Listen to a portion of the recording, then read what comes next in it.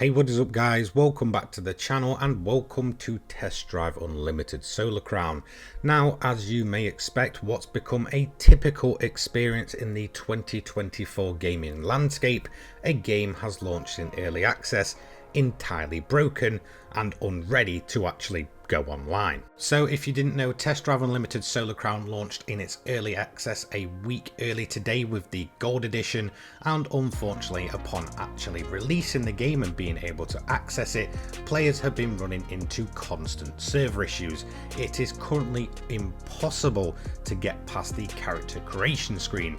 Now there's also another issue with it when it comes to the game itself, is that once you've created your character and it decides to kick you back to the loading screen, you'll have to do it all over again. Currently I've done this 3 times and it's reset me every single time, and unfortunately for me I cannot get past that screen, and it does seem that this is a widespread issue. Now the other key issue with this game is it is online only, so an internet connection is required. There is no offline mode to actually boot the game up. I just feel like this is just very typical of the 2024 gaming landscape. A lot of these games are coming out in early access and then they just don't work as intended when they're sort of, launched into that phase. So people are paying this extra money, and those are the guys I do feel sorry for. A lot of people might be genuinely excited to jump on a game, pay for the early access, and then just cannot actually spend that time with the game.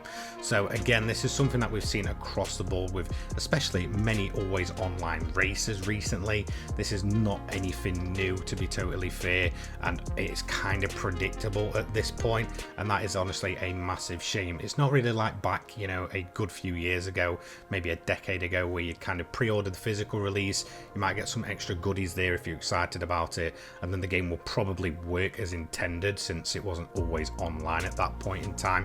But a lot of games are going down this route, especially open world games like Solar Crown, and it's just becoming a massive issue constantly with them.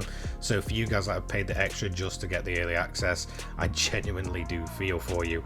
However, that isn't the only issue when it comes to Solar Crown. There is other reports for the Steam edition being unable to actually be downloaded, so I'm not really sure what's going on there, but it does seem like a bunch of players can't even go ahead and get the game itself. So currently it's suffering with 2 major issues on launch.